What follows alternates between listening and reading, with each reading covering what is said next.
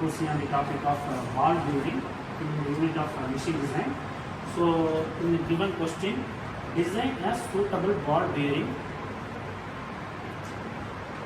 Suitable ball bearing. Explanation: what is ball bearing? Sorry, what is bearing? And explain it. Reducer, friction. Is a mechanical component or an electrical component? Mechanical component. Sure.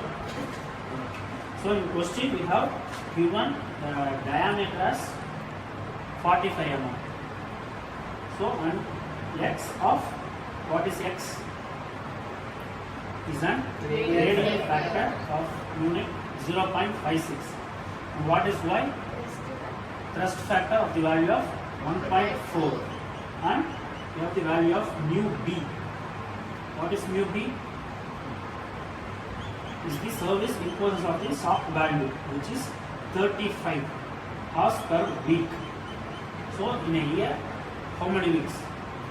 That is 52 weeks. We have to calculate at least for 4 years. So 52 into 4 into 35. What is the value?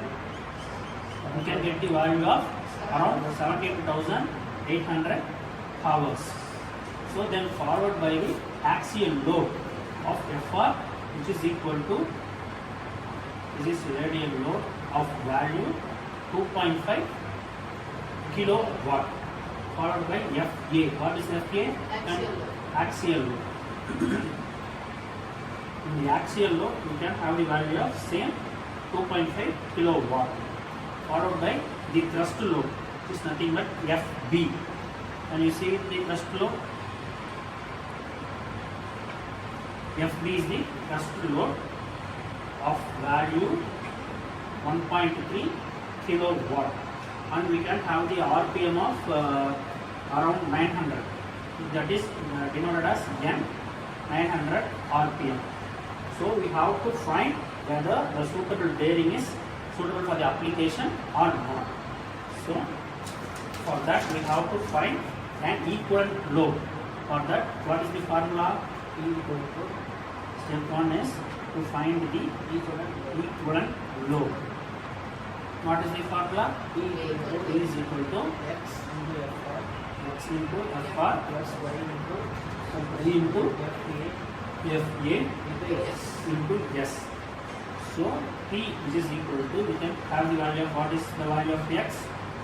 Is 0.56 into, what is the value of Fr? 2.5. And plus, what is the value of y? 1.4. And what is the value of Fa? Is 2.5. So followed by Fb, that is nothing but the thrust load. So the value of Fb is 1.3.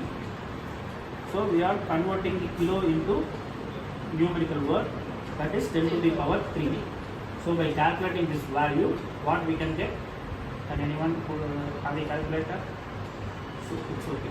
So by calculating this, you can have the value of 4.83 kilowatt.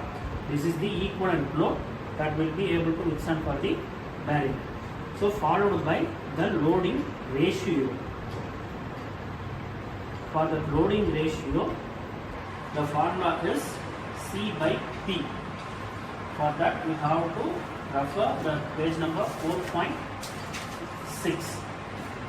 In that, what is the maximum RPM given in the formula is 900. 900 is between 800 and 1000. So between this value, around the value of the 7280 is around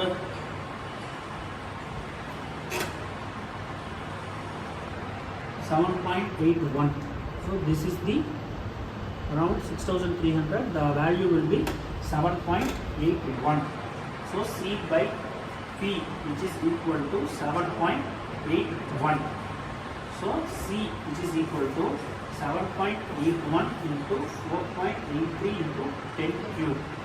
This 10 cube is nothing but this kilowatt into numerical value.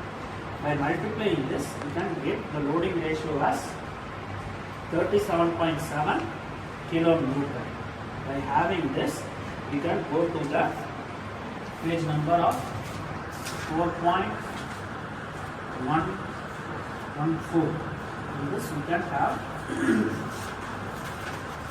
have the diameter of 45 mm.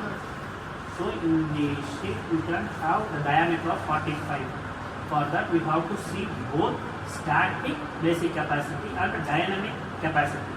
For that 45 mm we can have the value of 4150.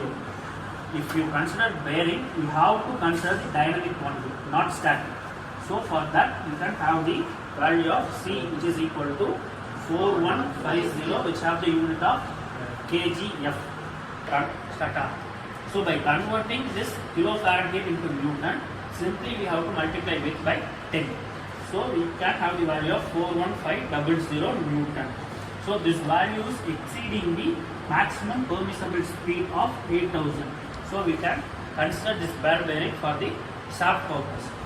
So what is the basic bearing design is SKF 6309. How to?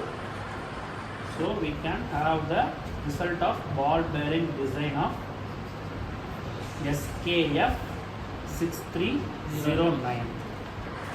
Okay, you can refer the data book for your purpose. Thank you.